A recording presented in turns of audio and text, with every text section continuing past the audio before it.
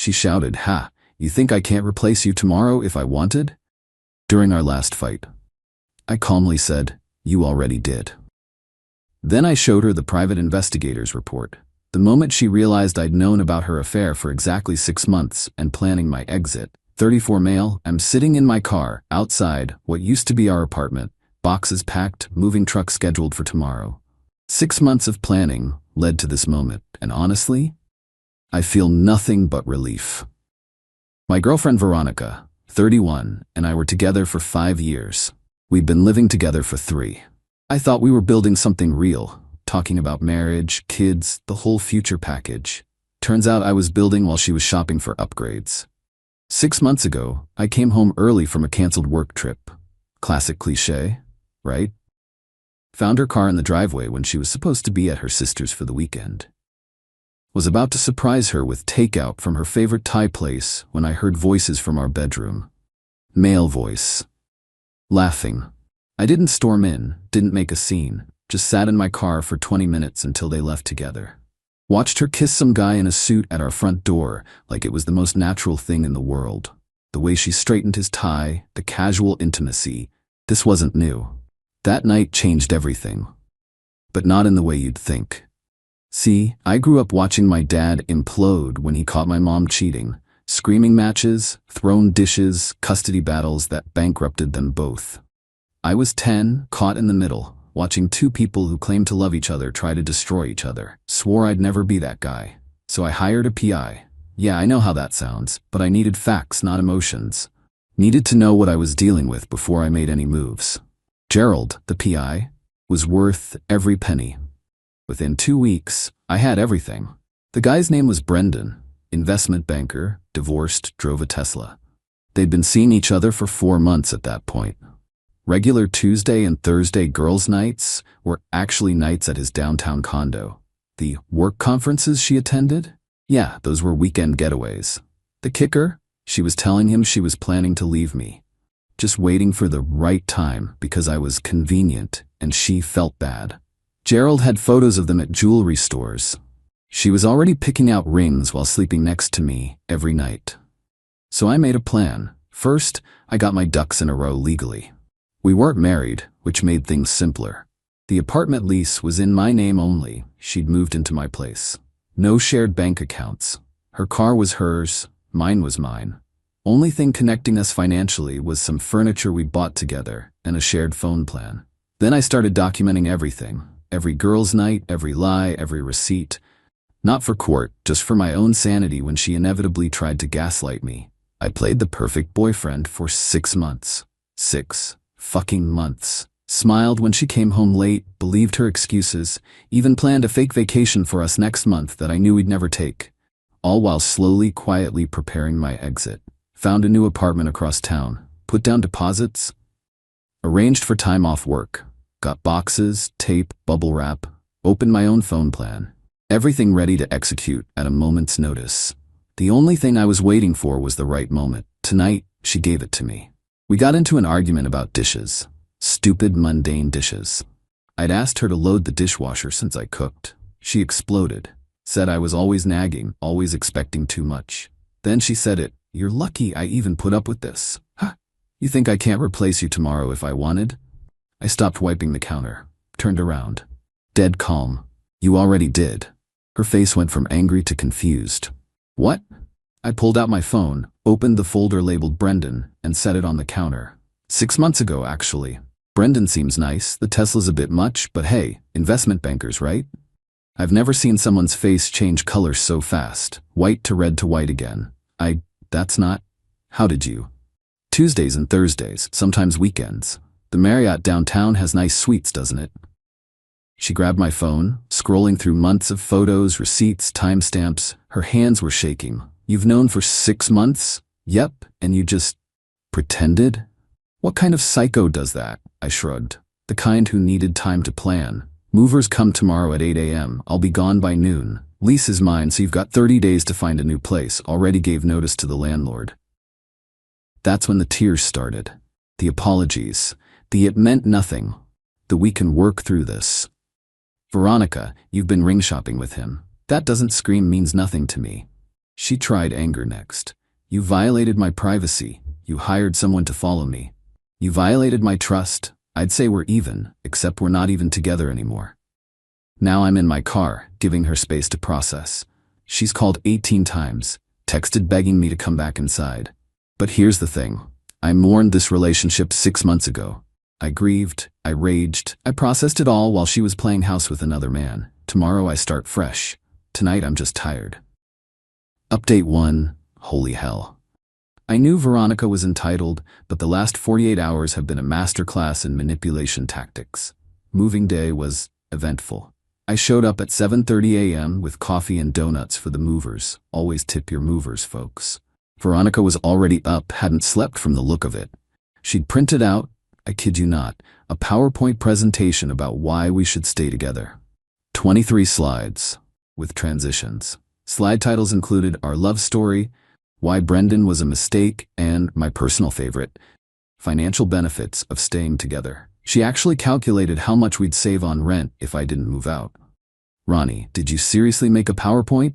You're always saying I don't put effort into us. See? Effort. I let her present while the movers worked. Seemed easier than arguing. She talked about couples counseling, promised to cut Brendan off, even offered an open relationship if that's what you need to feel equal. When she finished, I asked one question. In slide 8, you said Brendan was just physical, but Gerald has recordings of you telling him you love him. Which is it? She actually said, that's not relevant to the presentation. The movers were trying so hard not to laugh, but here's where it gets good.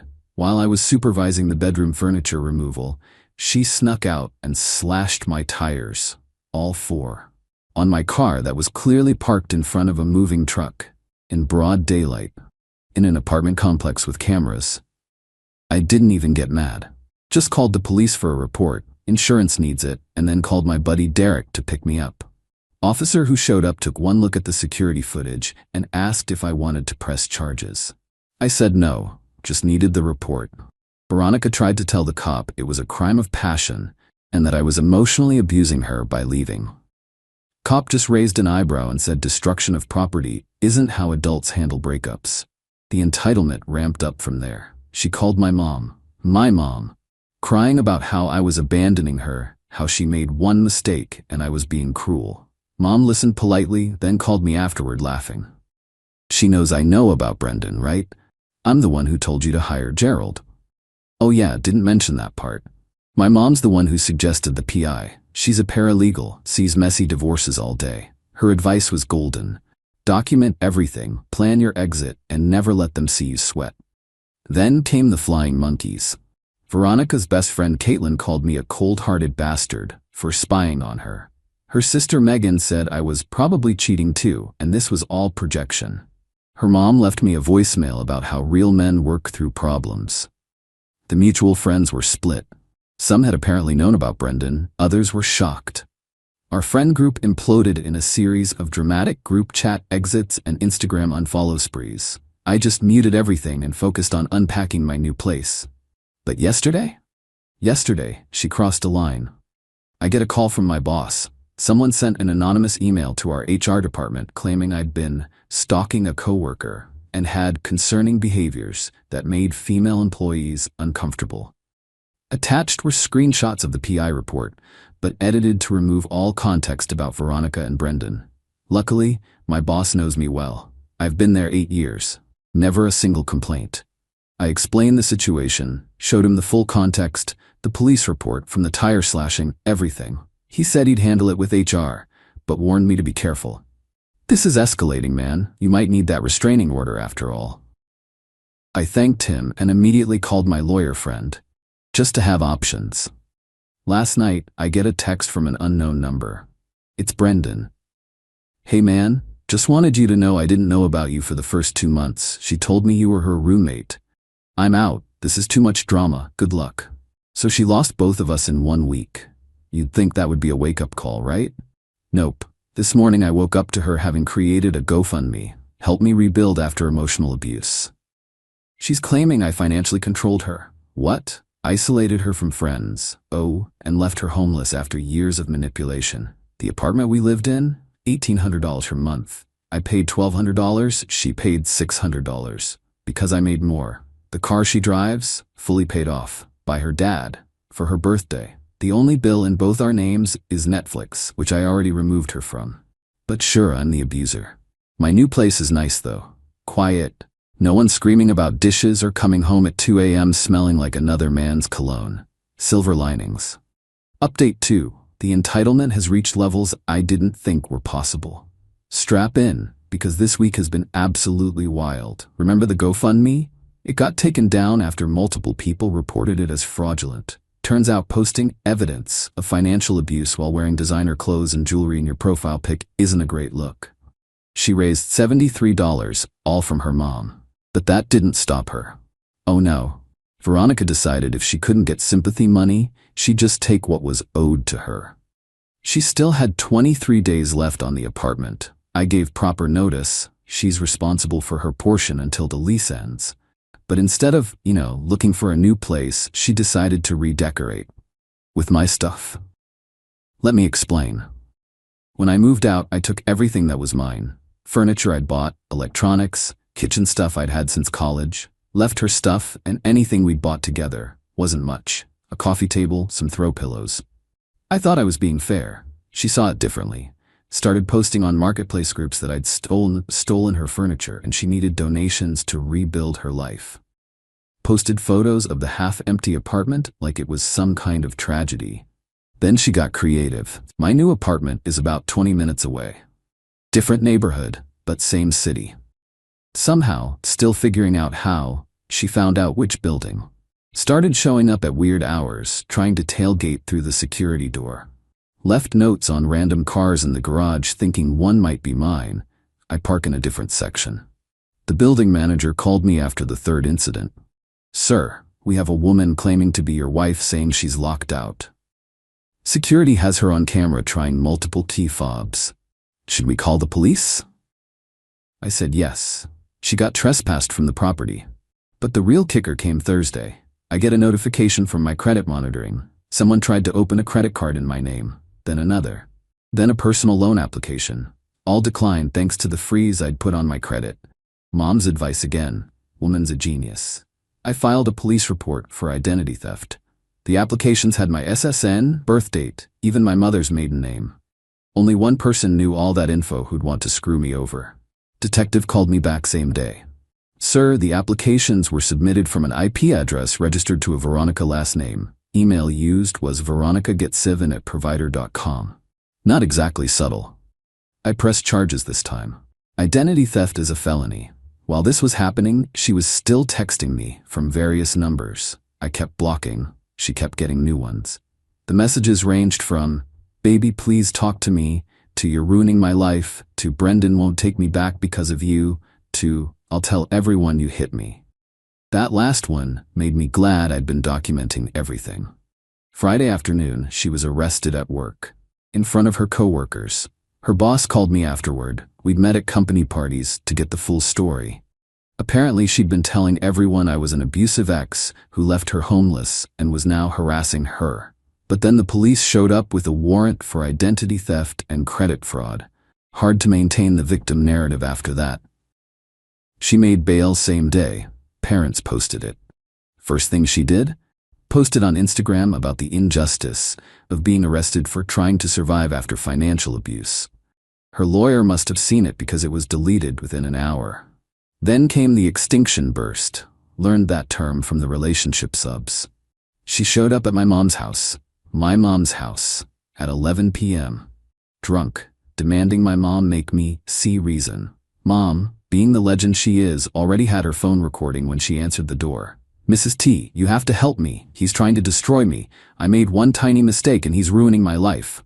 Veronica, you committed credit fraud. That's not his fault. I only did that because he left me with nothing. I couldn't even buy food. Strange, because I saw you posting martini pics from Chez Laurent yesterday. That's a $30 cocktail. Veronica started ugly crying. Mascara everywhere. I loved him. Brendan meant nothing. It was just, I was bored. He was always working. So you committed fraud because you were bored? Sweetheart, that's not how adults handle problems. Now get off my porch before I call the police. You raised a monster. He planned this.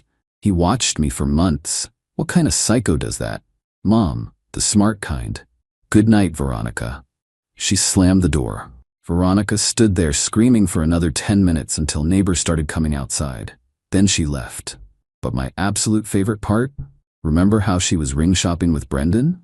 Well, apparently she'd put a deposit down on a payment plan, in both their names. Brendan found out when the jewelry store called about a missed payment. He's now threatening to sue her for the $3,000 she charged before they split. Today I got a call from her lawyer. They want to negotiate, dropping the charges in exchange for me dropping the identity theft case. Said it was clearly a misunderstanding and emotions were high. My lawyer laughed, actually laughed. She committed fraud, in writing, with digital evidence, from her own IP address. What exactly is there to misunderstand? We're not dropping charges. My new place is starting to feel like home. Got a nice coffee maker, since she always complained about my coffee snobbery. Set up my gaming system without anyone complaining about the noise. Even got a cat. Named him Gerald after the PI. Life's pretty good when you're not living with someone who thinks consequences don't apply to them. Final update. It's been a while, figured I'd give one last update since people keep asking. The legal stuff wrapped up about 6 weeks ago. Veronica pled guilty to a lesser charge of attempted fraud and got probation, community service, and had to pay restitution, court fees, the cost of the credit monitoring, etc. No jail time, which honestly was expected, first offense and all that. The restraining order went through after the incident at my mom's house and her continued attempts to contact me. 2-year no-contact order. She can't come within 500 feet of me, my home, or my workplace, but the real karma came from unexpected places. Remember Brendan? Well, he didn't just threaten to sue her over the ring, he actually did it. Small claims court. He won. She now owes him $3,000 plus court fees. During the hearing, a mutual friend was there and filled me in. She tried to claim the ring was a gift, but Brendan had texts of her promising to pay him back. Judge wasn't impressed. Her job? Gone. Turns out getting arrested at work for fraud, then missing multiple days for court dates while on probation doesn't look great. They let her go for restructuring. But everyone knows the real reason. She moved back in with her parents. Last I heard, through the grapevine, I don't keep tabs, but people love telling me stuff, she was working part-time at a mall clothing store and complaining on social media about how the universe keeps testing her. The flying monkeys disappeared once the court cases became public record. Hard to defend someone who literally committed credit fraud out of spite. Even her sister Megan apologized to me via email, saying she didn't know the whole story and was just trying to support her sister. The apartment we shared, landlord had to eat 2 weeks of rent because she just left. Didn't clean, didn't do a walkthrough, just vanished one day. He sent me pictures asking if I wanted any of the stuff she abandoned.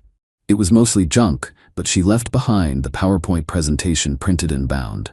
He thought it was hilarious. I told him to toss it all. As for me, life's been remarkably peaceful. Gerald, the cat, not the PI, is living his best life. I got a promotion at work. Turns out when you're not stressed about your relationship, you perform better. Who knew? I've been in therapy, working through the whole experience. Not the cheating part. I processed that during those 6 months of planning. More the why did I stay with someone who clearly didn't respect me part. Making progress. Even started dating again. Nothing serious yet, but it's nice being with people who don't think slashing tires is a reasonable response to breakups. The funniest epilogue? About 2 weeks ago, I get a notification that someone viewed my LinkedIn profile. It was Veronica, but from a new account with a fake name. The profile was clearly her. Same job history, just different names for the companies. Like she thought I wouldn't recognize her entire career with different company names. I didn't block her, didn't engage, just chuckled and moved on. Living well is the best revenge and all that. Looking back, those 6 months of planning were the smartest thing I ever did. No messy public breakup, no he said she said drama, no questions about who was right or wrong. Just clean, documented truth and a clear exit strategy.